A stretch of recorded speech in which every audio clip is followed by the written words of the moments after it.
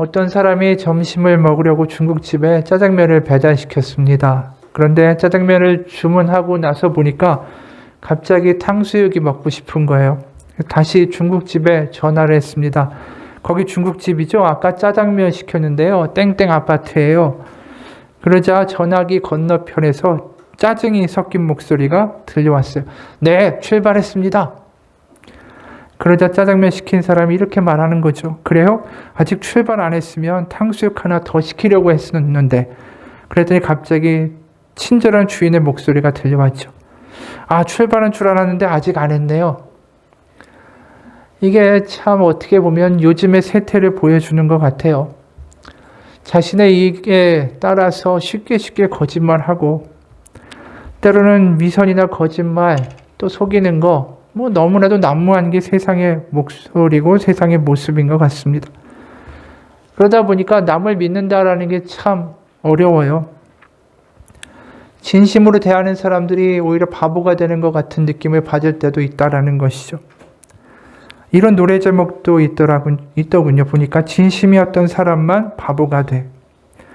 진심으로 대했다가 이용만 당하고 마음에 상처했고 그러다 보니까 그 다음부터는 누구에게 진심으로 다가간다는 게 더 어려워지기 시작했다라는 노래였던 것 같아요. 어떤 분이 이런 글을 썼습니다. 나는 언제쯤 누군가를 의심하지 않고 편하게 맺는 관계가 생길 수 있을까? 제발 생길 수 있었으면 좋겠다. 언제까지고 이렇게 남의 진심을 의심하면서 살고 싶지 않으니까. 근데 받아들이고 싶어도 자꾸 의심이 든다. 이 사람이 이렇게 말하면서도 속으로는 내가 싫은 거면 어쩌지? 이 사람도 나를 미워하고 있는 거 아닐까? 그냥 겉으로만 날 아끼고 좋아하는 척하고 있는 거 아닐까? 왜 나는 일어나지도 않은 일을 이렇게 일어난 것처럼 착각하면서 살까? 정말 나 스스로가 이런 게 너무 싫다. 그냥 진심을 진심처럼 받아들일 수 있으면 되는데 그거 쉬운 것조차 너무나도 어려우니 말이다. 아마도 내 어릴 적의 상처 때문인가 아니면 주변에 나를 속였던 사람들 때문인가 이제 나도 뭔가 진심인 관계를 정말 만나고 싶다. 이 이야기가 참 우리 가운데 와닿는 게 있죠. 뭔가 진심을 전하고 진심을 받아들이고 그게 쉬운 것 같지만 참 어려운 세상이 돼버렸다라는 생각이 들죠. 하지만 진심을 느끼지 못하고 살아가는 세상이 얼마나 삭막할까요? 외로운 거죠. 누구에게도 진심을 전하지 않고 또 진심이 와닿지도 않는다면 주변의 사람들이 아무리 많다고 한다 할지라도 그건 외로운 인생일 뿐입니다. 우리가 전화번호 부를 봐도 마찬가지죠. 핸드폰에 수많은 전화 목록의 리스트들이 있지만 과연 그 가운데 한번 보세요. 정말 진심으로 나에게 대하고 내가 진심으로 말하는 사람들이 몇 명이나 될까? 어느 출판사를 하는 목사님이 이런 글을 올린 걸 봤습니다. 다녀올까 말까 갈까 말까를 고민하다가 어제 충남 서산에 다녀왔습니다. 비록 정신없이 바쁜 날을 보내고 있기는 해도 사람 도리를 해야만 할 것 같아서였습니다. 서산에 사는 대학 동창이 헌금을 보내줬기 때문입니다. 본인 형편에 분명히 과하다 하는 금액을 보냈습니다. 헌금을 받고 처음에는 어리둥절했습니다. 전화를 했죠. 무슨 돈이야? 그랬더니 뜻밖의 대답이 돌아왔습니다. 요즘 새벽 기도를 하는데 3일 연속으로 저한테 헌금을 보내줘라는 하나님의 말씀을 느꼈다라는 것입니다. 암튼 너무 고마워라고 답한 후에 전화를 끊었는데 아무래도 직접 얼굴을 보고 진심으로 고맙다라는 인사를 해야 할 것 같은 생각이 들었습니다. 그래서 내려가서 친구와 서산 삼길포항이 내려다 보이는 카페에 앉아 이야기를 나눴습니다. 대학 동창이라고는 하지만 거의 30년 만에 다시 연락이 된 친구입니다. 그런데 저를 기억해주고 뒤에서 기도해준다라는 이야기를 들으니까 눈물이 핑 돌더군요. 대화 중에 제가 이런 말 했습니다. 헌금 너무 고마워. 근데 나는 이런 헌금을 받을 때마다 하나님께서 내 뒷덜미를 잡으시는 느낌이야. 무슨 말인가 싶어 친구의 눈이 살짝 커졌습니다. 사실 내가 마음으로는 이제 출판사 어려우니 접어야겠다라는 생각을 거의 95% 정도 굳힌 상태거든. 너무 힘들어. 근데 느닷없이 헌금을 해주는 분들을 만나면 하나님이 나보고 출판사 문 닫지 말라고 발목 붙잡으시는 것 같아. 그래서 헌금을 받으며 웃어야 하나 울어야 하나 고민이 돼. 이 말에 우리는 30년 만에 활짝 웃었습니다. 헤어지기 전에 친구를 위해 간절히 축복 기도했습니다. 우리가 함께 있는 작은 공간이 순식간에 기도원이 된 것 같은 느낌이었습니다. 다른 일정까지 모두 마무리 짓고 서울에 도착하니 몹시 피곤한 하루였습니다. 그리고 오늘 아침 동창에게서 어제 기도해줘서 너무나도 고마웠다라는 문자가 왔습니다. 저도 화답했습니다. 친구야, 고맙긴 내가 훨씬 더 고마워. 늘 건강하고 감사한 일들이 많기를 축복해. 진심으로. 이 글을 읽으면서 참 마음이 따뜻해지더라고요. 진심의 관계가 우리가 살아갈 수 있는 힘을 주는 것이 아닌가. 이런 진심의 관계와 순간들이 우리의 삶의 오아시스와 같은 것들이 아닐까라는 것이죠. 오늘 본문에도 이런 진심의 이야기가 등장합니다.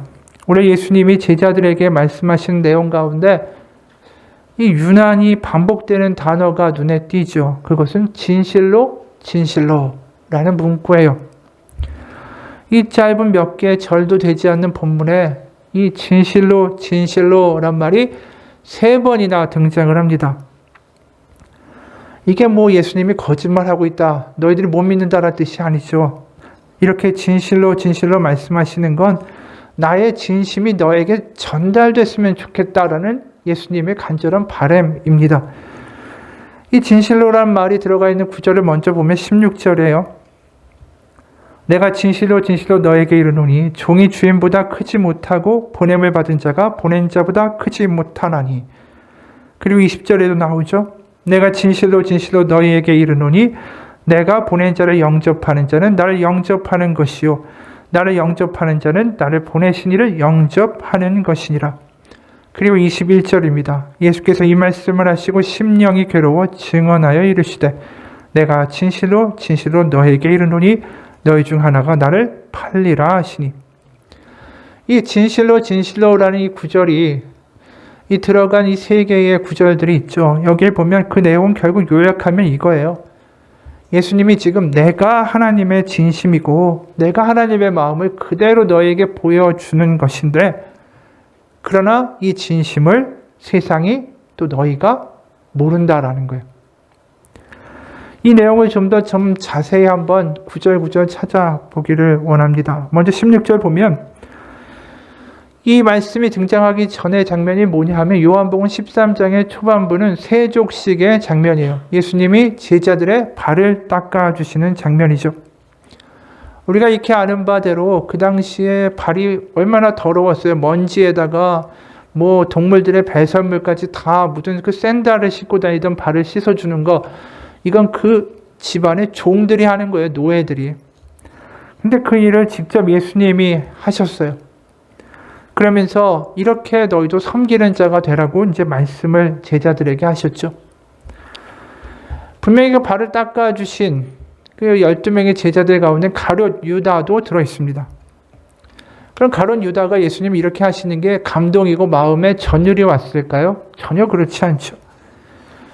이 사람은 예수님이 이렇게 행하시는 게 탐탁지가 않습니다. 예수님이 뭐 제자들 발이나 닦아주고 뭐 섬기고 사랑을 하는 이런 타령하는 대신에 빨리 일어나서 좀 군사를 모으고 백성들을 단합해서 그 땅을 지배하고 있던 로마와 헤롯 일가를 물리쳐 주기를 기대한 거죠.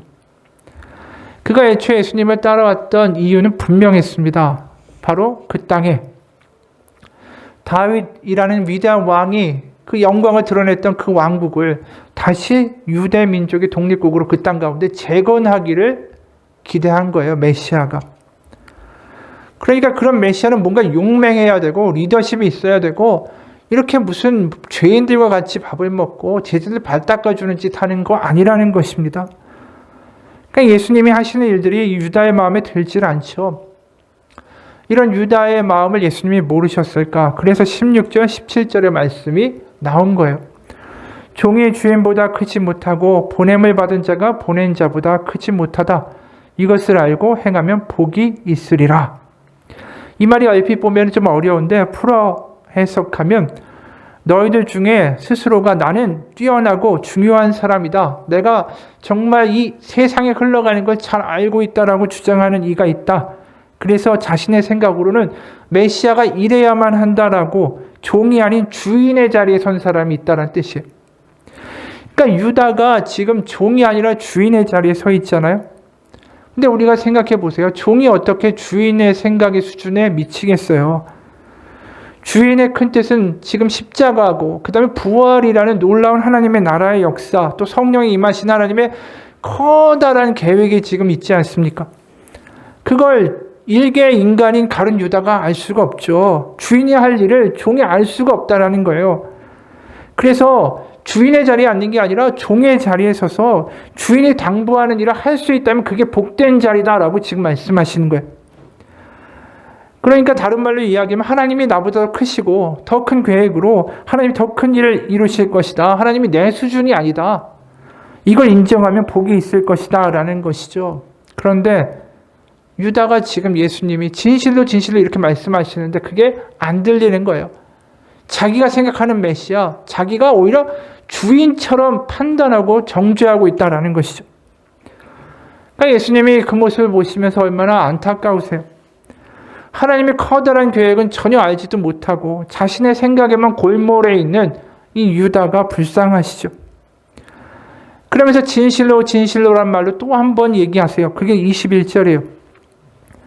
예수께서 이 말씀을 하시고 심령이 괴로워 증언하여 이르시되 내가 진실로 진실로 너에게 이르노니 너희 중 하나가 나를 팔리라 하시니. 진실로 진실로 이야기하시면서 너희 중에 하나가 날 팔리라 하시지만 결국 이제 가룟 유다에게 들으라고 하시는 말씀이죠. 이게 결국 가룟 유다의 귀에 들려올까요? 안 닿습니다. 전혀 와닿지 않죠.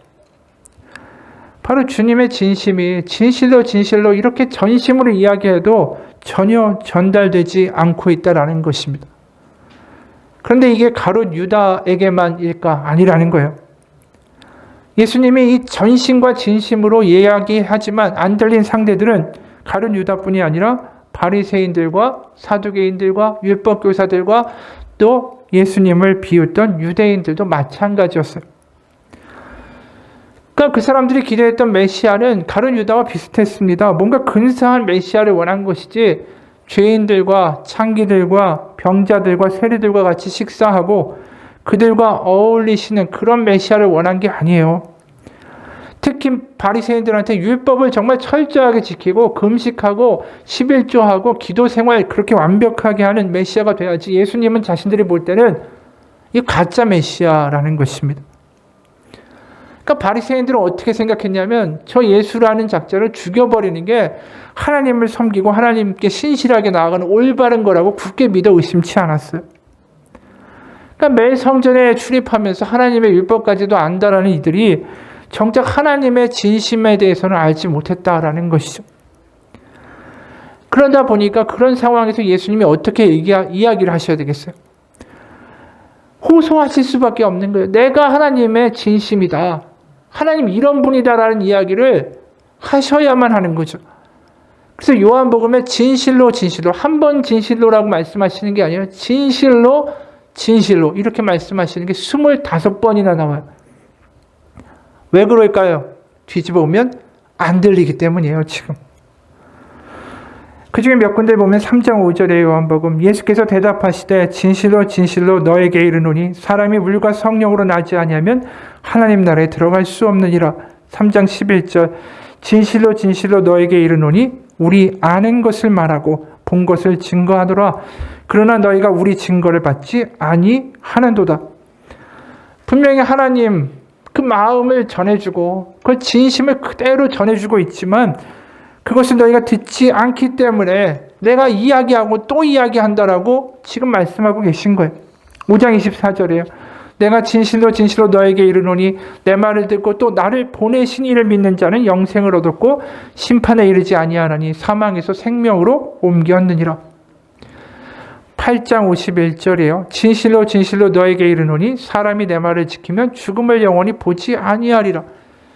계속해서 무슨 세계 경읽기라듯이 진실로 진실로 계속 이야기하고 계신 거예요. 그리고 오늘 본문의 20절에도 이런 말씀이 나오죠.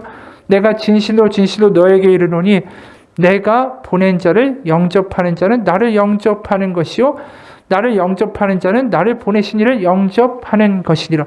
오늘 본문의 20절은 더 분명해요. 나를 영접하는 자는 나를 보내신 이 바로 하나님을 영접하는 것이다. 결국 내가 하나님이 이 땅에 보내신 하나님의 진심이다 라고 말씀하시는 거예요. 그 진심은 바로 영생을 주고 회복을 시키고 살리고자 하시는 게 하나님의 진심이다. 이게 요한복음 전체에 다 메아리 치고 있는 거예요. 진실로 진실로 말씀하시면서. 근데 이 대목을 보면서 이 답답하잖아요. 얼마나 예수님이 이렇게까지 얘기하셔야만 할까. 근데 이게 과거의 모습이기만 할까라는 생각이 들었어요. 지금도 하나님의 진심이 우리 가운데 외쳐지고 있잖아요.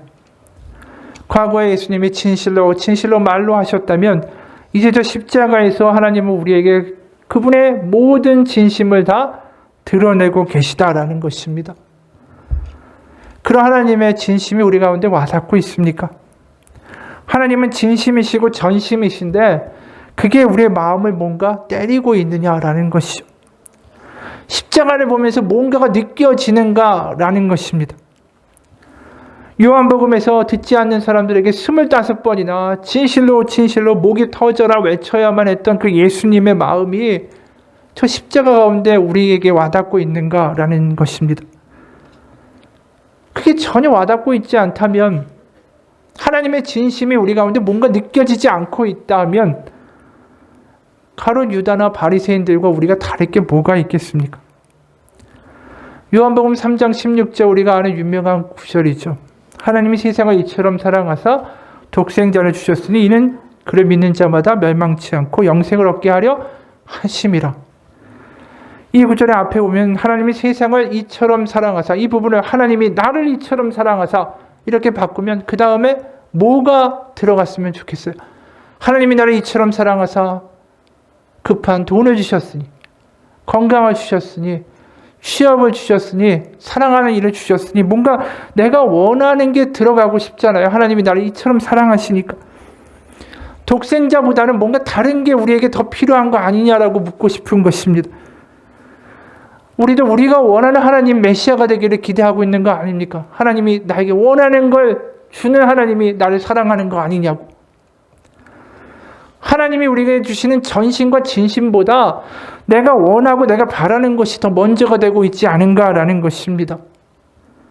하나님의 진심이 내 가운데 느껴지지 않는다면 내가 바리새인들이나 가룟 유다하고 뭐가 다를 게 있겠어요? 여러분, 신앙생활하면서 우리가 하나님의 진심에 대해서 느껴지지 않으면, 십자가를 보면서도 아무것도 느껴지지 않는다면 이것은 신앙생활에서만 문제가 일어나고 있다는 것을 의미하는 게 아니에요. 우리의 삶이 어느 순간 이 진심과는 동떨어진 생활을 하고 있다는 반증인 거예요. 가장 어떻게 보면 진심이고 진실할 수 있는 관계가 하나님과 우리의 관계 아니겠습니까? 나와의 관계예요. 근데 거기서 감동과 진심을 느끼지 못하는데 우리가 세상에 누구에게 가서 감동과 진심을 느끼면서 살겠어요? 우리가 요즘 세태를 보게 되면 이 삶 속에서 진심을 다 추방시키고 살아가는 사람들 같아요. 진심, 진실 뭐 이런 이야기 하기보다는 그냥 넘어가기에 급급하죠. 다 먹고 살기 힘들다는 이유만으로 진심, 뭐 진실 어린 이야기를 하고 내 속을 털어놓고 서로 이걸 진심으로 위하여 기도해주고 뭔가 이런 관계들보다 그냥 뭐 괜찮아요, 뭐 살만해요, 뭐 가면 쓰기도 하고 외면하기도 하고 그러면서 진심을 그냥 내 마음속에 묻어두고 그냥 사는 게 사는 거지라고 무덤덤하게 살아갈 때가 너무나도 많다라는 거예요. 그게 정상일까요? 아니에요. 그러다 보면 마음이 병들어요. 어느 순간 느끼지 못하는 사람들이 돼버린다라는 거죠. 내 안에 진심은 저 안에 처박아두고 그냥 사라지는 인생을 살다 보면 어느 순간 내 마음은 아무것도 느끼지 못하게 된다라는 것입니다. 그러다 보면 아내와 남편, 또 부모와 자식 사이에서도 이런 진심과 진실의 대화의 시간들이 다 사라지기 시작해요. 그냥 대면해요. 그냥 한 집에 살긴 사는데 뭔가 진심이 전해지지 않는 뭔가 이상한 관계가 돼버린다라는 것이죠. 세상은 점점 어떻게 보면 먹고 살기 힘들어진다고 하는데 뭔가 진심 어린 관계가 없이 그냥 나 혼자 무거운 짐을 짊어지면서 낑낑거리면서 살아간다면 그 인생이 뭐예요? 너무 안타깝잖아요. 인터넷에서 본 어느 주부의 글 하나를 소개합니다. 시누이가 타지에 회사가 있는데 몇 달에 한 번씩 주말마다 내려오는데 종종 본가로 안 가고 우리 집에로 옵니다. 본인의 친부모 집이 상식적으로도 편할 것 같은데 남편이 맛있는 것도 많이 해주고 갈 때마다 데려다 주고 해서 편한가 봐요. 저는 이런 시누이가 좀 별로예요. 올 때마다 빈손으로 와서 냉장고 다 털어가고 남편한테 온갖 어리광 부려서 자기가 원하는 것 다 가져갑니다. 본인 자취방에 떨어진 생필품도 저희 집 뒤져서 갖고 가도 돼? 하면 남편이 다 갖고 가라고 합니다. 물론 비싼 건 아니에요. 화장지, 치약 같은 거 그런 거긴 한데 저는 좀 불편해요. 돈을 떠나서 그렇게 우리 집에서 진을 치고 있는 게 별로예요. 근데 남편이랑 워낙 사이가 좋아서 냅두게 돼요. 시누이가 저한테 재수없게 굴고 그런 거 아니에요. 언니 하면서 잘 따르고 애교도 있고 시누이가 아니라면 충분히 귀여워해 줄 수도 있을 것 같긴 한데 문제는 시누이잖아요. 마음이 도통 열리지 않더라고요. 그러다 제 남동생이 우리 부부에게 신세를 지게 됐어요. 얘는 시누이보다 더하게 더 장기간으로 우리 집에서 눌러 살고 심지어 돈도 우리가 일부 도와줘야 하는 상황이었어요. 그렇게까지 부담지면서 남동생 거두기 싫었는데 남편이 네 동생 측은해서 안 되겠다며 부모님이랑 살겠다는 아이를 굳이 데려왔어요. 엄마 아빠 눈치 좀 보면서 살 바에야 누나 네가 더 낫지 않겠냐며 남편이 남동생 기죽지 않게 해준다고 신용카드도 주고 부모님이랑 살기 불편한 것 같은데 우리 집으로 와라 해서 방도 하나 내줬어요. 이렇게까지 해야 하냐 했더니 동생들인데 얼마나 귀엽냐고 그냥 해주겠대요. 물론 그 이후로 동생이 잘 풀려서 신세진 것 같고 저희 남편 엄청 따르고 좋아해요. 자기 동생만 챙기는 줄 알았는데 내 동생도 저렇게나 챙기는 거 보고 저도 모르게 이제는 계산 안 하게 돼요. 시누이 오는 날엔 잡채와 불고기 등 상다리 부러지게 해서 먹이고 보내요. 혼자 사는 거 불편할까 봐 살림살이 모아놨다가 챙겨주기도 하고요. 전 남편한테 너무 고마워요. 이 글을 읽으면서 그런 생각이 들었어요. 아내가 나중 돼서야 남편의 진심을 안 거죠. 남편의 사랑을 알게 된 거예요. 이 남편이라고 이 아내가 자기 동생한테 막 하는 게 안 보였겠어요. 근데 이 남편이 자신의 진심이 전달될 때까지 기다린 거예요. 그리고 나중에 이 아내가 남편의 진심을 알게 됐을 때 이 부부는 다르게 살 수 있는 능력이 생긴 거죠. 두 사람의 진심이 와닿는 순간에 이 부부는 어떠한 시련도 함께 이겨나갈 수 있는 힘이 생긴 것입니다. 이게 진심이 가진 힘이고 능력이에요. 이런 모습이 성경에도 드러난다라는 것입니다. 누가복음 15장에 보면 탕자의 비유가 나오죠. 탕자가 누굽니까? 둘째 아들이죠. 아버지한테 말합니다. 아버지 나한테 죽은 셈 칠 테니까 유산을 먼저 달라. 그렇게 얘기하는 이 아들에게 이 아버지는 또 바보같이 이 말도 안 되는 불효자한테 재산을 띄워줍니다. 모두 예상대로 이 둘째 아들은 외국에 나가서 술과 또 여자 방탕하게 돈을 다 탕진하죠. 그런데도 그 자녀가 돌아오니까 아버지는 동네 망신 다 시킨 그 자녀를 위해서 맨발로 뛰어나가요. 그리고 그 아들을 얼싸안고는 새신과 새옷과 반지를 끼워주고는 다시 찾은 내 아들이다 라고 잔치를 벌여요. 이 장면에서 우리는 알게 되죠. 아버지가 자신의 진심이, 자신의 사랑이 아들의 마음에 와닿을 때까지 기다리고 기다렸다라는 거예요. 이 아들이 태어나서 아버지하고 쭉 같이 살았겠죠. 하지만 아버지의 진심과 마음을 몰랐어요. 그러다가 다 망해서 돌아온 후에야 아버지가 이런 마음이었구나. 그걸 감동하면서 깨닫게 되고 그 마음이 통하게 된 거죠. 어떻게 보면 하나님이 우리 가운데 하나님의 진심을 전하기 위해 너무나도 애쓰고 계신지 몰라요. 그 진심이 와닿을 때까지 기다리고 계시다라는 것이죠. 성경 전체가 그런 하나님의 진심을 알아달라, 그런 하나님의 말씀으로 가득 차 있어요. 오늘 진실로 이렇게 말씀하시는 것도 같은 맥락입니다. 하나님이 그분의 진심을 우리가 알아주기를 원하세요. 이 진실로란 말이 원어로 보면 아멘이에요. 아멘. 우리가 아멘이란 말을 너무 잘 알죠. 아멘, 진실로. 근데 이 아멘이란 단어의 원형은 아만이라는 단어입니다.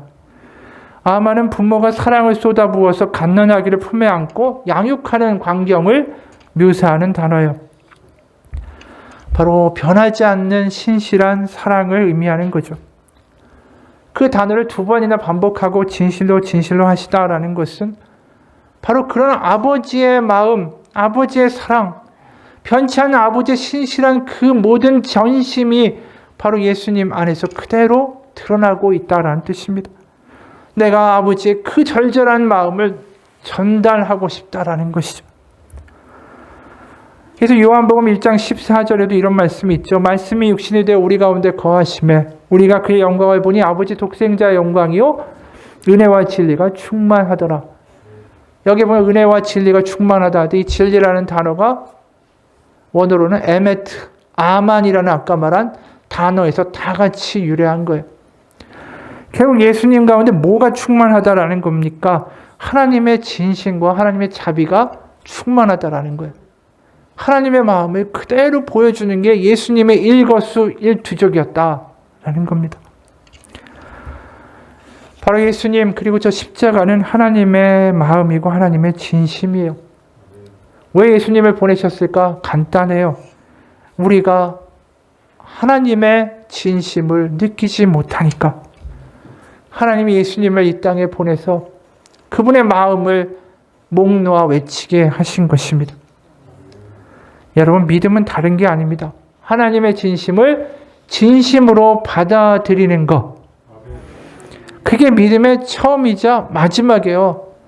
하나님의 진심이 내 가운데 진심으로 통하게 될 때 더 이상 다른 이야기가 필요가 없어요. 생각해 봅시다. 천지를 창조하신 하나님이 일개 피조물의 인간들한테 와서 진실로 이르노니 이건 언제까지 이렇게까지 간절하셔야만 하는가라는 것입니다.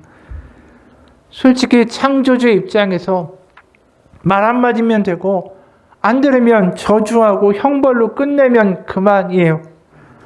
세상에 어떤 종교의 신이 이렇게 합니까? 생각해 보세요. 하나님의 아들이라는 분이 와서 진실로 이렇게 간절하게 이야기하는 거, 내 마음을 알아달라고 말하는 신이 어디 있어요? 하나님의 진심 앞에서 우리의 마음도 좀 변화되기를 원합니다. 세상을 살아가면서 아무것도 느끼지 못하는 딱딱한 마음이 되어버렸다면 이 시간 성령님이 우리 가운데 오셔서 우리의 마음을 좀 녹여주시기를 축원합니다. 세상 속에서 마치 어떤 마른 논바닥같이, 여름의 논바닥같이 쫙쫙 갈려서 눈물 한 방울 흘릴 수 없고 어느 순간 감동도 없어진 인생이라면 그곳에 하나님의 은혜의 단비가 있기를 축원합니다. 마태복음 11장 16절 17절에도 보면 이 예수님의 마음이 너무 절절하게 드러나지 않습니까? 이 세대를 무엇으로 비유할까? 비유하건대 아이들이 장터에 앉아 제 동물을 불러 이르되 우리가 너희를 향하여 피리를 불어도 너희가 춤추지 않고 우리가 슬피 울어도 너희가 가슴을 치지 아니하였다 함과 같도다. 이 이야기가 우리 가운데 좀 가슴 아프게 들렸으면 좋겠어요. 세상에서는 강해져야 되죠. 눈물 흘리면 안 되고 무뎌져야 되고 뭔가 세져야 되고 그러면서 딱딱해져 버린 우리의 마음을 보면서 예수님이 지금 이 말씀하고 계신 거 아닌가? 싫어도 좋은 척하고 슬퍼도 괜찮은 척하면서 사는 게 인생이 돼버리고 좋은 게 좋은 거지라고 살기 시작하고 진심은 그저 외면하고 마음속 깊숙이 처박아 버리고 아무것도 느끼지 못하는 인생이 됐을 때 예수님 이렇게 말씀하시지 않겠느냐라는 거예요. 피리를 불어도 너희가 춤추지 않고 우리가 슬피 울어도 너희가 가슴을 치지 아니하였다. 지적장애 학생과 성인들을 돌보는 특수학교가 있죠. 거기에 교사로 섬기고 있는 김유림이라는 분이 있어요. 이분이 이런 글을 쓴 걸 봤습니다. 중복 장애이신 분들은 부모님들과 같이 등원, 하원을 하는 경우가 꽤 있습니다. 그 중에 어떤 분은 학생 때 사고로 장애를 입게 됐는데 되게 사랑받고 싶은 분이었어요. 근데 문제는 그게 채워지지 않는 거죠. 그러다 보니까 외로움 느끼고 조울증이 있고 결국 모난 말들을 주변 가운데 막 쏟아내는 분이었어요. 자기 마음에 들지 않으면 날카로운 감정과 그런 것들을 주변에 막 쏟아내는 거죠. 저도 처음에는 이게 직장이고 일이니까 잘 받아줘야 된다라는 생각이 있었는데 계속 있다 보니까 너무 힘든 거예요. 그래서 그런 감정들을 무시하고 제가 좀 받아주지를 못했죠. 그런데 지켜보니까 그분 옆에 늘 그 옆자리를 지키고 있는 분이 계시더라고요. 그건 바로 어머니였어요. 그 아들은 집에서도 저렇게 할 거고 힘들 텐데 옆에서 항상 그 자리를 지키고 묵묵하게 계셔주는 그 모습이 하나님 마음이 아닐까라는 생각이 들었어요. 하나님은 찾아오지 않는 거에 대해서 속상해하시지 어떤 모습, 어떤 모양으로 찾아오든지 오히려 그걸 좋아하시잖아요. 하나님이 나의 그런 감정들과 때로는 모든 걸 다 참아내 주셨고 내 곁에 계셨구나라는 생각이 그 어머니를 보면서 들었어요. 또 지적장애와 정신장애가 같이 있던 여름이라는 친구도 있었는데 한 번은 신발장 쪽에서 큰 소리가 나는 거예요. 그래서 가봤더니 여름이가 바닥에 앉아있고 어머니가 앞에 계시더라고요. 이 여름이라는 친구는 안 좋은 생각이 들거나 분노가 쌓이고 그러면 그걸 잘 푸는 방법을 몰라요. 물건을 던지거나 부수고 아니면 차고 표현하는 방법이 좀 다르죠. 여름이는 도와달라는 말만 하고 어쩔 줄을 몰라 고개를 못 들고 있었어요. 그런데 어머니가 그런 앉아있는 여름이의 고개를 들어서 자기 가슴 쪽에다가 올리고 또 아이의 두 손을 들어서 자기의 허리 쪽에 감싸게 옮기시더라고요. 그러면서 그 아이의 머리를 잡고 안아주시면서 괜찮다고 내가 여기 있으니까 괜찮아라고 이야기를 해주시더라고요. 전 그 모습이 하나님 같았어요. 어둠에 쌓여서 앞도 보이지 않고 힘들어서 마구 소리칠 때 제가 그러고 있을 때도 또 하나님 아버지께서 저렇게 하지 아니하실까라는 생각이 들었어요. 주변에 하나님이 계실까 의심될 때 나 여기 있어라고 이야기해 주시고 품어주시고 내 옆에서 끝까지 끝날 때까지 기다려 주셨겠다. 저 모습이 정말 하나님일 수 있겠다. 하나님이 나를 그렇게 기르셨구나라는 생각이 들었어요. 이 글을 읽으면서 이게 우리의 모습이 아닌가 싶어요. 하나님의 마음 우리는 별 신경 안 쓰죠. 내 감정과 내 기분과 내 상황이 더 중요하죠.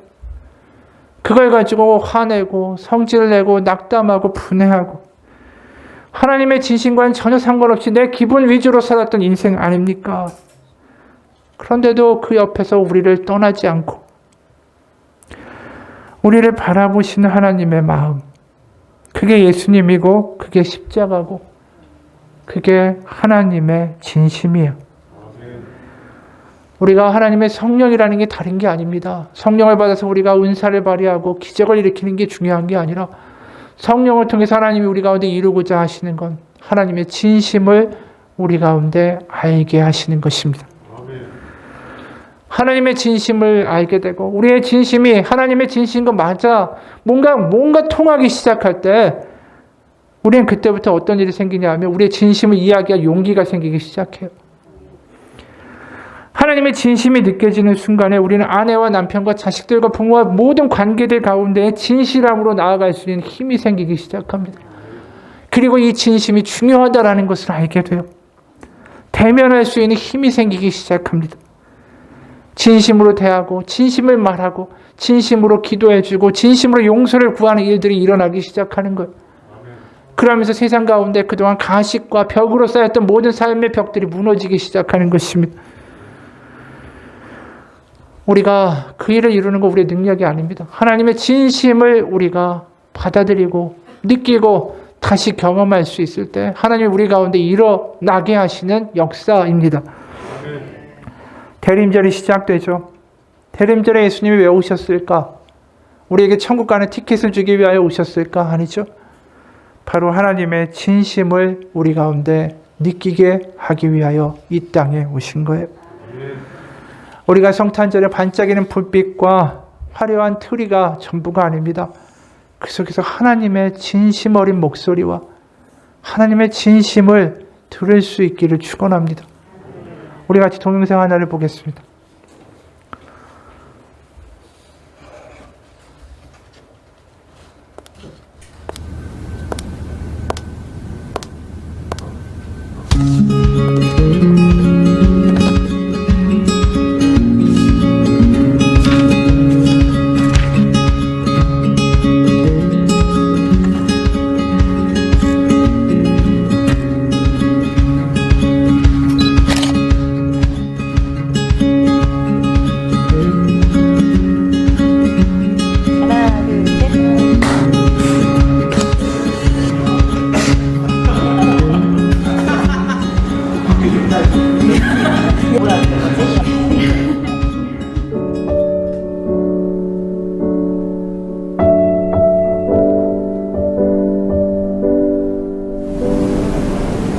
돼지우리. 난파선? 나는 나. 무생물이야. 검정색. 상처. 가면. 찌질이. 망나니요. 정말 생각 없이 살고 있었고 계속 같은 고민을 해결하지 못하고 그 두려움에 갇혀서 계속 돌고 도는 고민 속에 갇혀 있어서요. 빠져나오지 못하고. 내가 상처를 주는 거에 대해서 잘 몰랐던 것 같아요. 이제 알게 된 것 같아요. 네.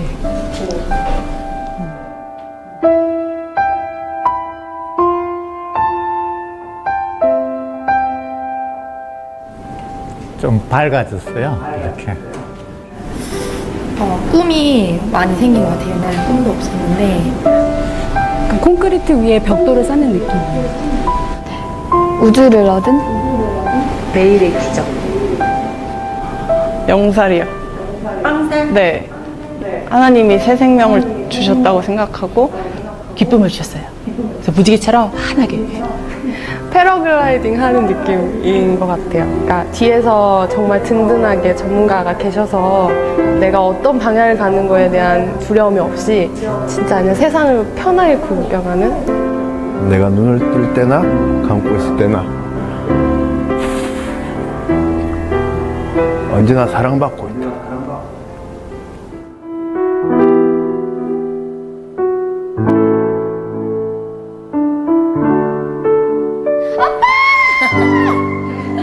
아빠, 저 왔습니다.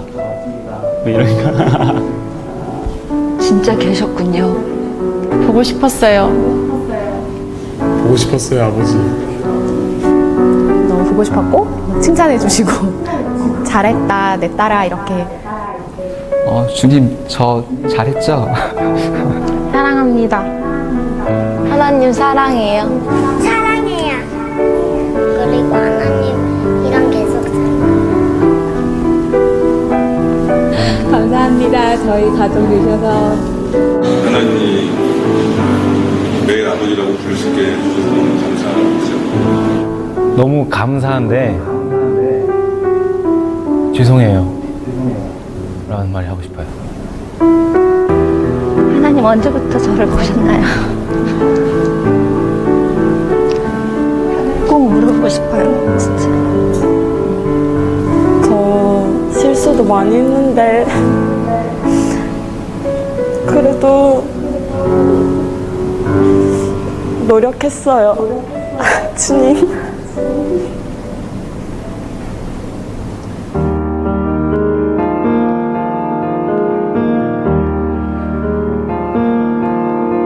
어떤 말을 해주기보다는 그냥 하나님의 사랑을 느끼게 해주고 싶어요. 만났으면 좋겠어. 하나님 정말 만났으면 좋겠어. 같이 하나님 만나서 천국 가자. 예수님 믿으세요. 좋아요. 그 말 할 것 같아요. 참 좋은데 이걸 말로 설명할 수가 없고 하나님이 당신 기다리고 있어. 진짜 좋아요. 그리고 진짜 큰 꿈을 꾸게 되는 것 같아요. 저처럼 변화되는 삶을 살았으면 좋겠어요. 라는 말이 하고 싶습니다.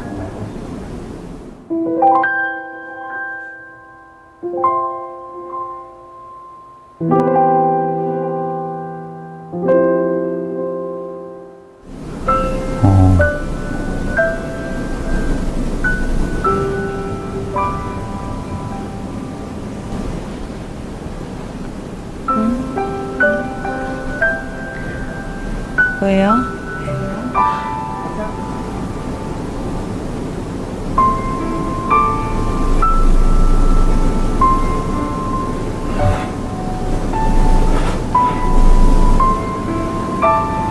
해야 돼요? 해야 돼요? 해야 되는 거예요? 해야 되는 거예요. 네, 못하겠는데요? 왜? 이렇게 좋은데. 싫어요. 저는 예수님 믿으세요. 믿으세요.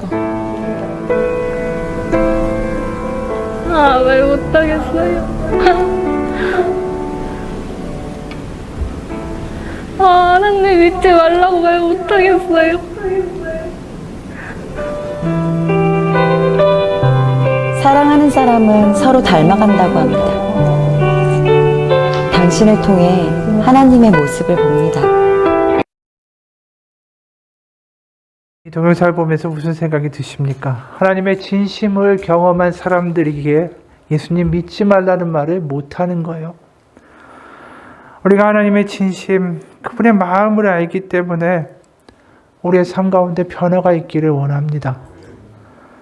하나님의 진심을 알기 때문에 달라질 수 있는 인생이 될 수 있고요. 하나님의 진심을 알기에 다르게 살 수 있는 힘이 생기는 것입니다.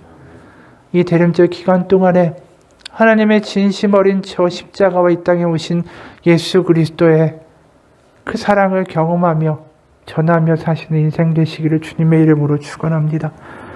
같이 기도하겠습니다. 하나님 아버지, 하나님의 진심을 우리의 진심으로 받아들일 수 있기를 소원합니다. 어느덧 우리의 믿음이 무너지고 우리의 믿음이 장식이 되고 교회에 나오는 것이 습관이 되고 내가 원하는 것만 나열하며 기도하며 살아가는 일상이 되어버리는 우리의 모습이 아버지의 보시기에 얼마나 마음 아픈 일일까 다시 한번 깨닫는 우리의 인생 되기 원합니다. 아버지의 진심이 전달되기를 지금도 하나님은 우리를 향하여 멈추지 않고 말씀하고 우리의 문을 두드리고 계십니다. 우리의 마음의 문을 열고 그분의 전심으로 맞이할 수 있는 이 예배가 되고 오늘의 매일매일의 삶이 되게 하여 주옵소서. 살아계신 우리 주 예수 그리스도의 이름 받들어 기도합니다. 아멘. 우리 같이 기도합시다.